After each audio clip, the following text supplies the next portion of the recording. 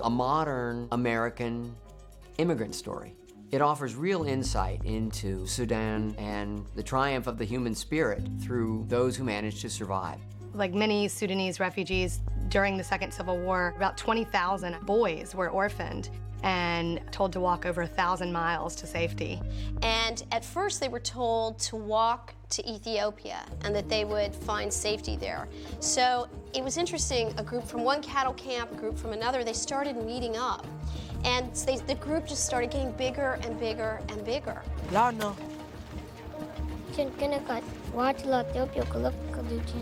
This war that the South Sudan went through affected a number of different tribes, and our movie really tried to, include as much of that as possible, because this wasn't related to just one particular tribe. It was really sort of spread across the country. It makes you really think about other people's life experiences. I was immediately pulled in by their struggle and how that they fought for their lives to survive with so little resource and so little help. So the Lost Boys, the name was given to them by refugee workers. They didn't call themselves that, but they've since adopted that phrase. The refugee workers in Sudan kept coming across these large groups of young boys, and there were a handful of girls, but the girls weren't at the cattle camps when the war started, so that's why there are not as many of them. So that's how they got the name Lost Boys of the Sudan. Yes, there is news. Some of the Lost Boys made it through this obstacle course under the most brutal of conditions possible and made it here in America. Our names are on that list. All of us? Yes, together? We are going to Kansas City, Missouri. The script of The Good Lie is definitely inspired by true events all the way from Africa to here. What was important for me was when every time a real Sudanese refugee read the script, that you could recognize his life somewhere in that. Family in Boston wants to take her. This is her family. You cannot take her from us. Many church groups took in these refugees and really made it their mission to help them get resettled. We'll find a way for us to be together again. It was this incredible opportunity to come to America and start a new life, but it was also an incredible culture clash and what inherent challenges that brought for them. A lot of these refugees came from Sudan and they'd only been in one car their entire life and didn't know what a light switch was. It must be an alarm. It was not just about the boys in Sudan, but about us here in North America, who we are, but seen through the point of view of immigrants. You can't get involved in these people's problems. We'll just end up in a lawsuit or something. I think it was a comment on who we are and what we could bring to them, but what they could bring to us also. It is a sin not to give to those in need. According to who? Jeremiah? Just that idea that we as Americans waste a lot and aren't conscious of what we're wasting. And I think it'll be a really interesting film to watch with your kids, to ask questions about our culture. And are we doing it right? I don't know. I need your help. I play Carrie Davis, and she works at an employment agency. She's very much a loner, eats by herself, lives alone. She definitely would rather not engage. You must be the guys from Somalia, Senegal, Sudan. Reese loved what the story meant, what it had to say about the world today, what it had to say about America today, the possibilities, the inspirational nature of it, yet without sentimentality. She's just very smart, very thoughtful, very selective about the movies that she chooses to make. And she has very strong reasons as to why she does them. And this was, of course, for very little money, and it was for the purpose of getting people to understand and connect to what happened in Sudan.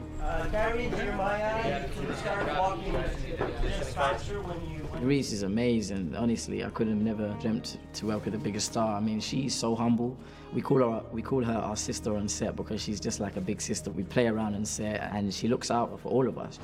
Where is your husband? No, I'm not married. I provide for myself. Your survival skills are very impressive. Thanks. She just blew us away every day because, to jump into a film with all non-actors is a tall order, and she didn't bat an eyelash and just really did her prep with them. She came down for rehearsals and was such a pro. Our hearts throb for your many kindnesses today. May you find a husband to fill your empty house. I'll work on that. I told the producers authenticity is going to be the trademark of this film, and I have to cast real Sudanese people. Because now they all take their mark and he has the questions. He wanted to get authentic Lost Boys. He wanted Sudanese guys. And so that was really hard, in finding guys who would work for the film as well as have this understanding and have lived it. To the filmmakers, great credit, and Philippe's, in the current configuration of our business where names sell movies, it isn't often when there is an opportunity to cast complete unknowns. And then to take it a step further and to invite into the process the people that the movie was about.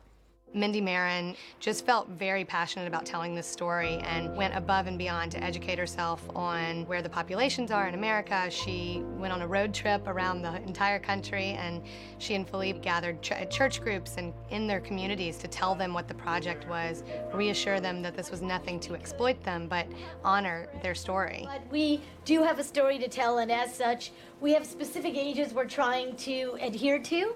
And then we had casting directors helping us all over the world. And I would receive on internet QuickTimes, and I had to look at those. We saw over 1,000 Sudanese all over the world. So, what brings you to the United States? The guy who plays Jeremiah and the guy who plays Paul, Erdouani and Emmanuel Dial, were child soldiers during the war. So they know about it. We've been seeing the star before we go to sleep. Your star looks so much like ours. Sometimes I lie here, and I feel like I never left home. I was born in Akobo, in the Republic of South Sudan. My journey, I left South Sudan in 1992 by foot, and then I went to Ethiopia and survived in the refugee camps, and then I found an opportunity early in '94, and then I flew to States, and I was about 15 years old. Do the same thing. It is difficult because it kind of takes me back with the memories of living in a refugee camp for many years. It's difficult, but the truth, you can't walk away from truth sometimes. But still, this is my truth. For me to do a film about it, and I have to face my past time. I'm happy with that. Where is your village? What? Your village.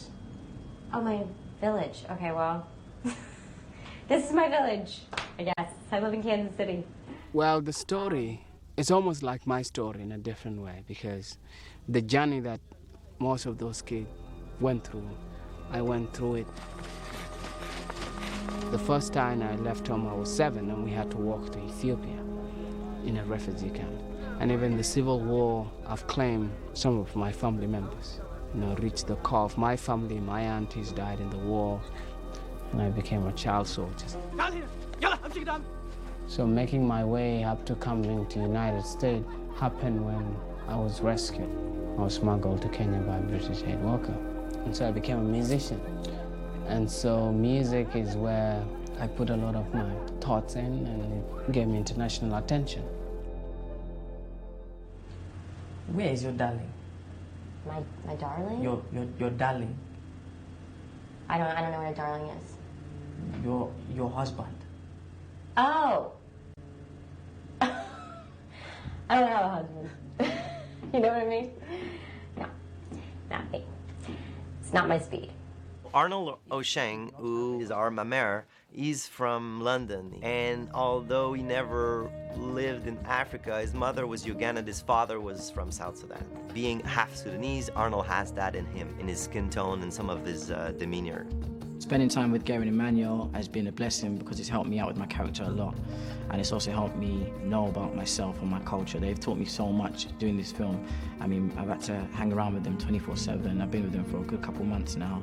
And I've been studying them, picking their brain, because they're the genuine article. They've taught me about just everything about the whole Sudanese lifestyle. I've actually learned from them, and I've been able to incorporate it into my character. I let my brother be taken away by soldiers instead of me.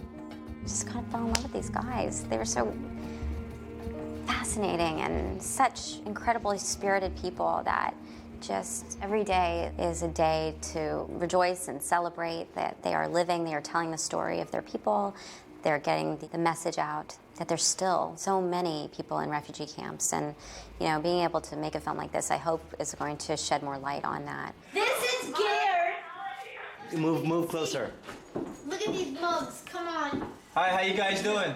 I found it on social media, on Facebook. Someone had told me to try out for this movie, and so I submitted my video, and then they called me back. My parents are both from South Sudan. I was born in Ethiopia during the time of Civil War, and we moved back to Sudan about a year later. Everywhere you went, you had to walk. So we went from Ethiopia to Central Sudan.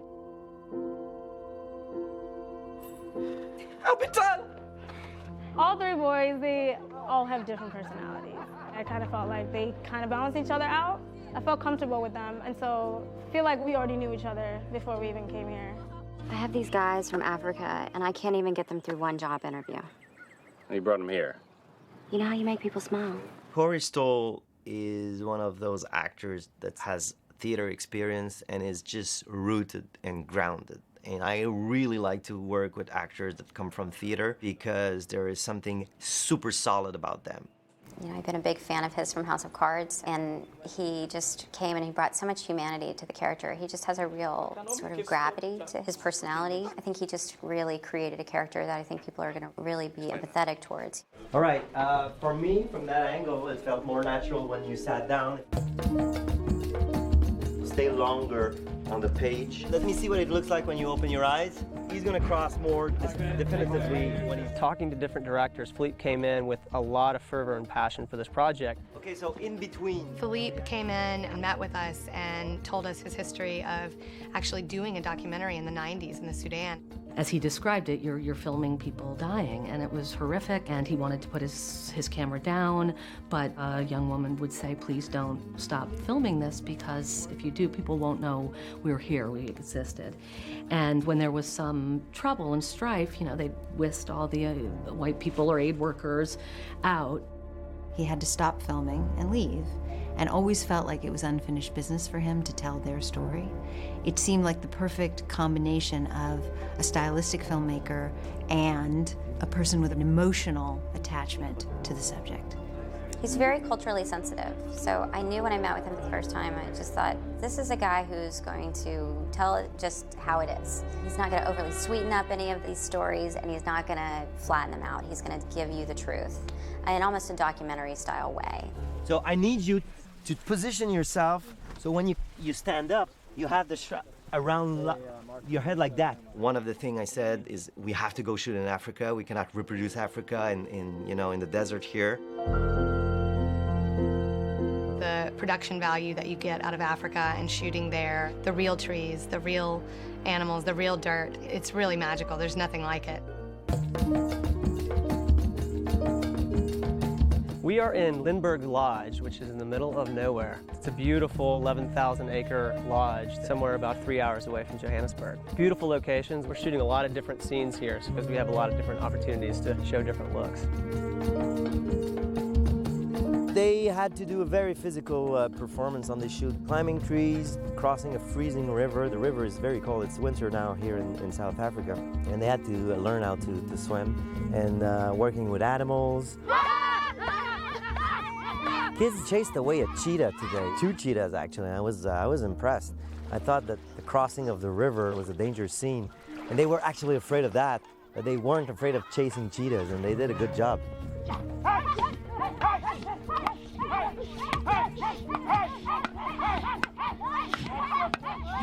On the first day of the shoot, I thought out of solidarity, I'm gonna walk barefoot myself, and then 2 hours later, and 4 thorns in my foot, I just quit.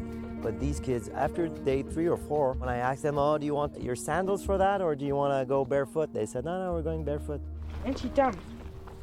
I know, really, took away. We were also very fortunate because we worked with the UN and we were able to go up to northern Kenya to the real Kakuma refugee camp and film for a day in the refugee camp. Action! Action! The real camp is 110,000 people, so obviously we couldn't reproduce that. So we're going to take 2 of our actors and go there and shoot some stuff there.